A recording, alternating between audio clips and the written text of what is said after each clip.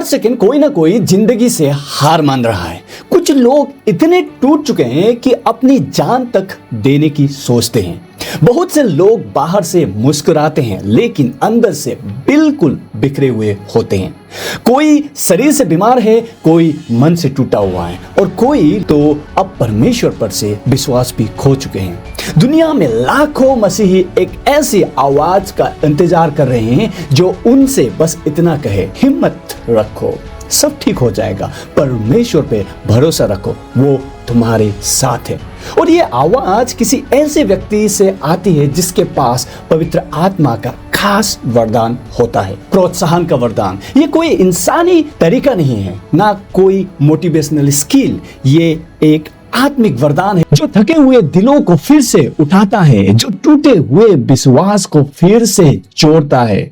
अगर आप जानना चाहते हैं कि ये वरदान क्या है, क्यों ये दिया गया है और कैसे काम करता है, तो इस वीडियो को जरूर पूरा देखिए, क्योंकि हो सकता है आज परमेश्वर आपको किसी की हिम्मत बनाने के लिए बुला रहा है। रोमियो 12 में पौलुस पवित्र आत्मा के वरदानों की एक सूची देते हैं। बहुत से वरदानों में से यहाँ में एक वरदान के बारे में लिखा है जिसे उत्साह देने का वरदान मिला है, वो दूसरों को उत्साहित करे। यानी ये एक अलौकिक वरदान है जो पवित्र आत्मा की ओर से दिया जाता है ताकि हम दूसरों को विश्वास में मजबूत कर सके, उठाकर खड़ा कर सके और उसके जीवन में आशा जगा सके। इस वरदान को यूनानी शब्द में पैराकेलियो कहा गया है, जिसका मतलब होता है साथ चलने वाला और हिम्मत देने वाला। दिलचस्प बात यह है कि ये शब्द पवित्र आत्मा के लिए भी इस्तेमाल होता है, पैराक्लीटोस, यानी संतावना देने वाला सहायक। इससे हमें यह पता चलता है कि यह वरदान पवित्र आत्मा के दिल और स्वभाव से निकलता है। तो अब सवाल उठता है, यह वरदान क्यों दिया गया है? देखिए, कलीसिया की शुरुआत से ही उनका जीवन आसान नहीं थी। प्रभु यीशु मसीह के स्वर्ग आरोहण के बाद उनके अनुयायियों को बहुत सताया गया। मसीहों को राजनीतिक, धार्मिक, सामाजिक और आर्थिक रूप से दबाया गया। लगभग 300 साल तक चर्च को लगातार सताया गया।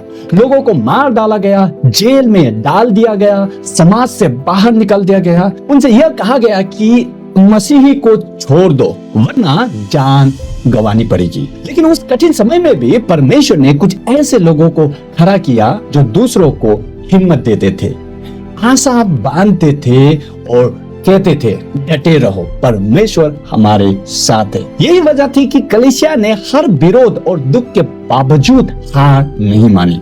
वो टिके रहे क्योंकि प्रोत्साहन देने वाले लोग साथ खड़े रहे। और आश्चर्य की बात यह है कि जो रोमी साम्राज्य मसीहों को मारता था, वो ही आगे चलकर मसीही विश्वास का सबसे बड़ा प्रचारक बन गया।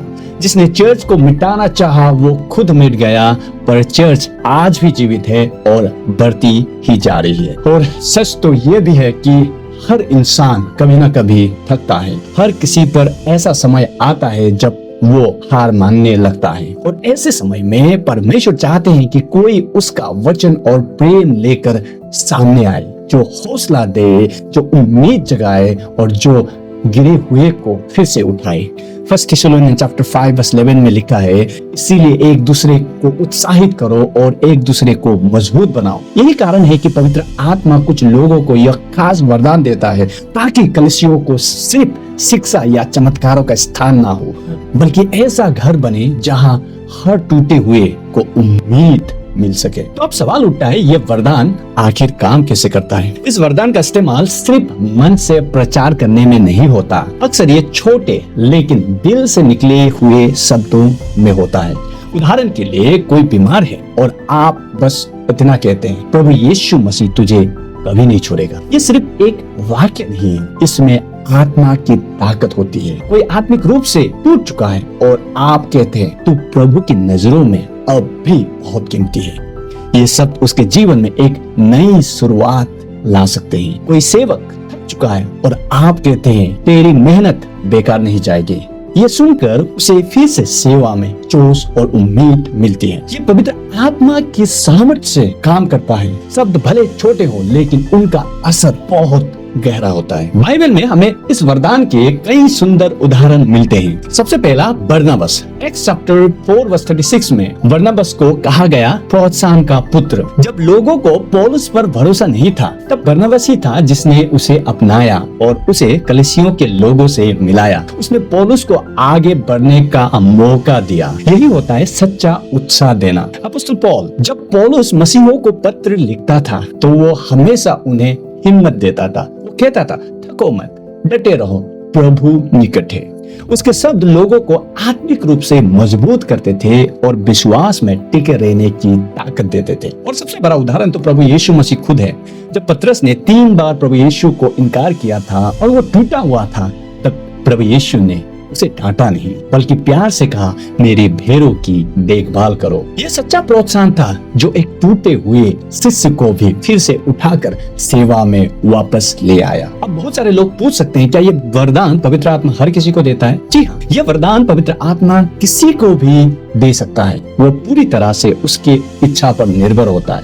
1 कुरिन्थियन 12 वचन 11। हो सकता है ये वरदान आपके पास पहले से ही हो, लेकिन आपने कभी इस पर ध्यान दिया ही नहीं हो। आप खुद से ये कुछ आसान सवाल पूछ सकते हैं। क्या मैं दूसरों को दिल से हिम्मत देता हूँ? क्या मेरी बातें किसी को दुख में दिलासा देती हैं? क्या लोग मुझसे बातें करके वो आशा पाते हैं? अगर इन सवालों का जवाब हाँ है, तो यह बहुत बड़ा चिन्ह है। हो सकता है कि पवित्र आत्मा ने ये वरदान आपको भी दिया हुआ है। कुछ मसीह इस वरदान को छोटा वरदान समझते हैं, क्योंकि इसमें कोई चमत्कार नहीं दिखता।